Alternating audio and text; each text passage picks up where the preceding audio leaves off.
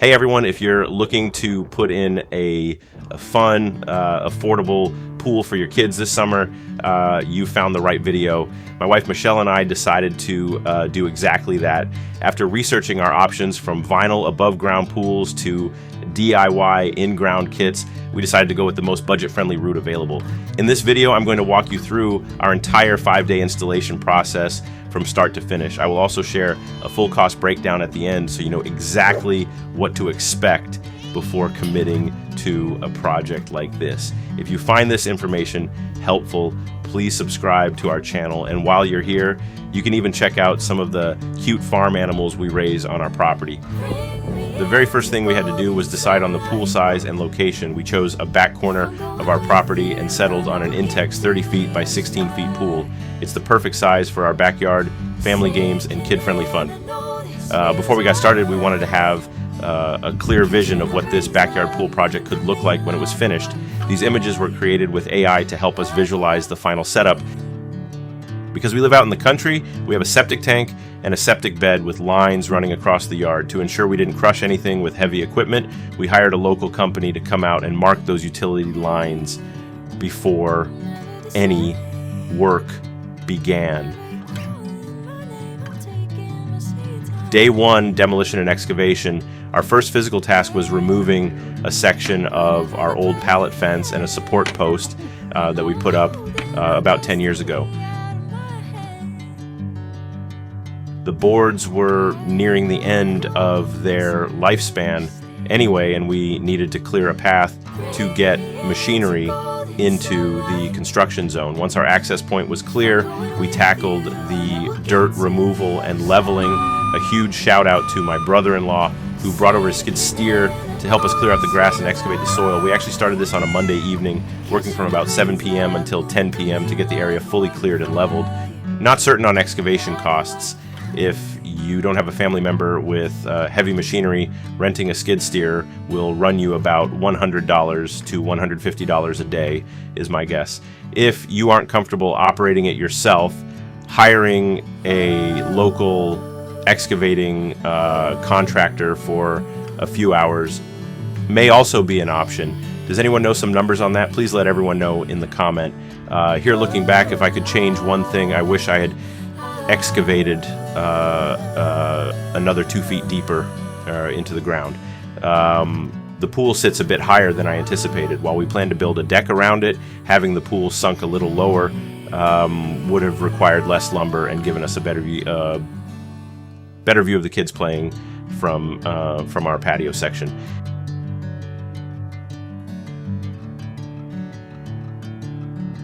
Day two, base and foundation. Fortunately, because we live on a farm, we had plenty of space to dump the excavated dirt. We loaded it into a dump trailer and distributed it on our property. This may be another expense to consider. Anyone know what this would cost approximately on a project like this? The next day, I manually cleared out the remaining rough spots to make the ground as flat as possible, being careful to avoid our underground internet line. Then our gravel delivery arrived. I ordered 15 yards of 3/4 inch gravel to create a solid foundation. With help from my wife and my father-in-law, we spent a couple of hours spreading the gravel and compacting it using a rented power tamper. Used to chase things that were run from me. Now I sit still, let the peace come free. Paint a verse in the sky with a loose leaf. While the moon do a dance. And during this stage, I also ran underground conduit lines for power and water, and this gives us easy utility access for the pump and allows us to top off the pool without dragging a hose across the entire yard.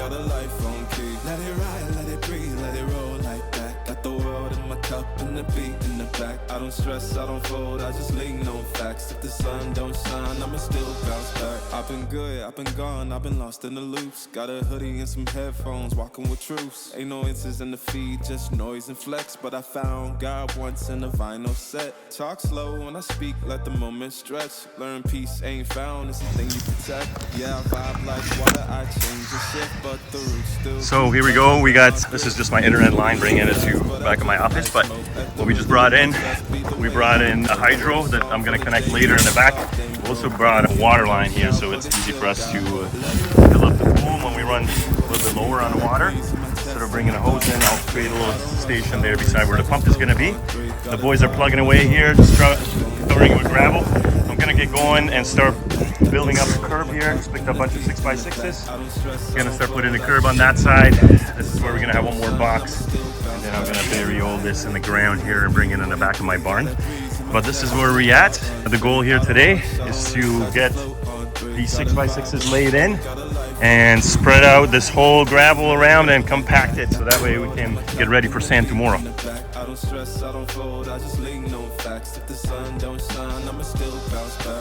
Next up was building a border to separate the pool area from the grass. I built a retaining frame using 2 layers of 6x6 treated lumber, creating a clean 12-inch high border. To ensure everything was perfectly level, I borrowed an optical rotary level from my brother-in-law to prep the ground underneath the timbers, then secured them permanently into place with rebar.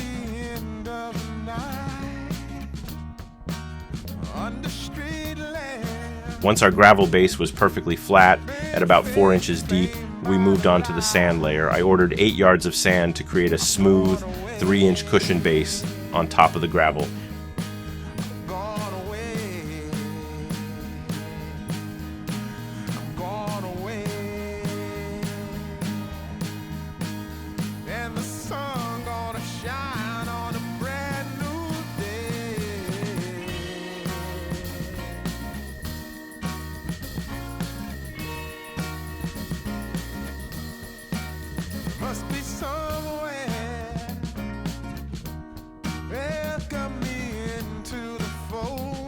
We spread it out, ran the compactor over it, and even managed to work through a surprise rainstorm.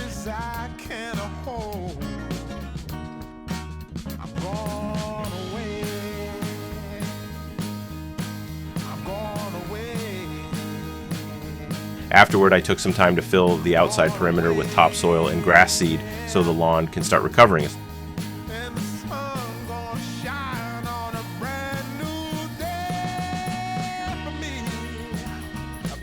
On top of the compacted sand, we laid down 1/2-inch foam insulation panels and taped them together. And it was a pretty windy day, which made handling the foam a bit tricky, but we got it secured right where the pool liner would sit.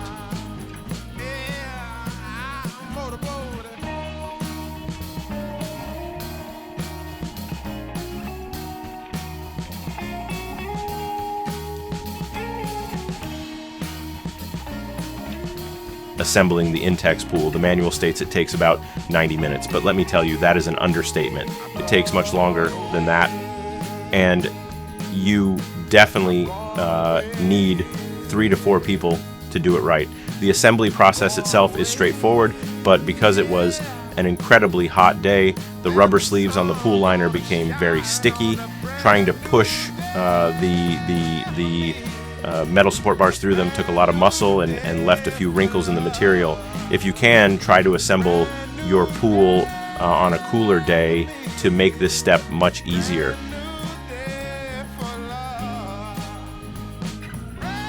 To give the structure extra durability, I placed old patio stones under each of the vertical support legs. This prevents them from settling or sinking into the sand over time when the kids are jumping around. I also placed patio stones under the equipment pad where the pool pump and saltwater chlorinator sit.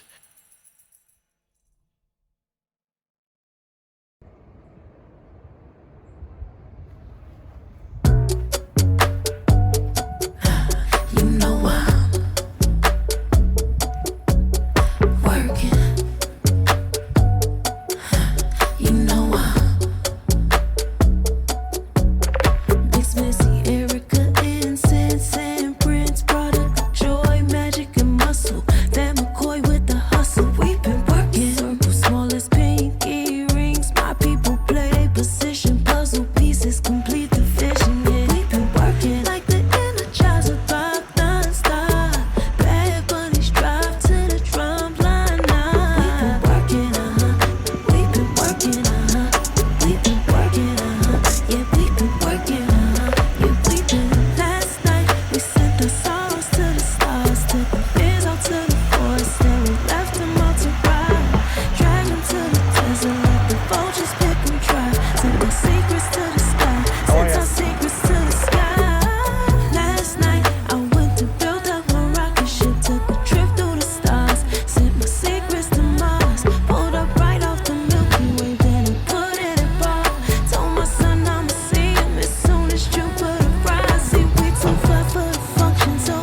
By Saturday morning, the water truck arrived. Because we are on a cistern system with limited water for the house, we had to truck in all of our pool water. The kids wasted absolutely no time jumping in the second it started filling up.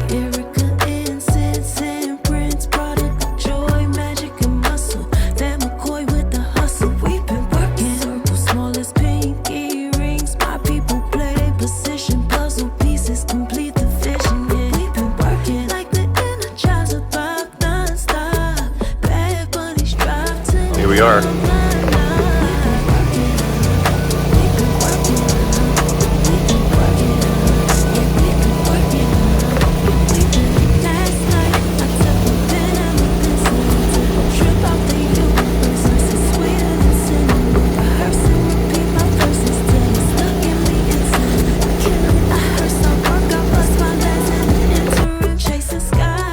Okay, so here we are. First truck of water has been brought in. As you can see, the sides are still quite blowed out. We'll see how things go. I'm hoping that when it starts to get closer to the top, the pressure will push those out. I know the pads are not necessarily perfectly level with the bottom of the pool, so that's a little bit of my concern here, because once it's full, we're not going to be able to bring those pads lower. I might have to maybe dig around the pads a little bit, so that maybe they settle a little bit more with the pressure. But obviously, I'm hoping we can get these lines straight. And yeah, I think we're about maybe not quite 2/3 there, but it's getting there. Milan is super excited. So we'll see how it goes. Give you an update on this one when the next truck comes. I know many of you have been waiting for this part of the video where I go over the pricing for our pool build. For this part of the project, I'm going to give you a quick breakdown of what we spent so far, including the pool, the site prep, the base materials, the water, the equipment, and some of the accessories. So far, our actual out-of-pocket cost is approximately 6,970 Canadian dollars. That includes about $2,650 for the site prep, base materials, and utility setup. This covered things like the gravel base, soil, compactor rental, lumber, conduit, PVC, and the water and electrical prep. The pool itself, along with the trucked-in water and saltwater system, came to about $3,286. The chemicals, salt, testing supplies, hose, and general pool supplies came to about $525. The solar blanket, reel, and cleaning equipment came to about $388. And the toys and smaller accessories came to about $120. One thing I want to mention is that there were also a few costs we avoided because we had access to some family help and materials we already had. Things like the mini skid steer, rebar, patio stones, and dirt disposal could have added roughly another $875 to the project. So while we paid just under $7,000 out of pocket, the real world value of this part of the build is closer to about 7,850 Canadian dollars. This does not include the decking, storage area, or fence updates. That will be coming in part 2 of the video. If you would like to follow along, please like this video, leave a comment, and subscribe for more updates. Don't forget to check out our new kitty videos. And if you would like a more detailed description of this entire project, fill out the form on our website using the link in the description.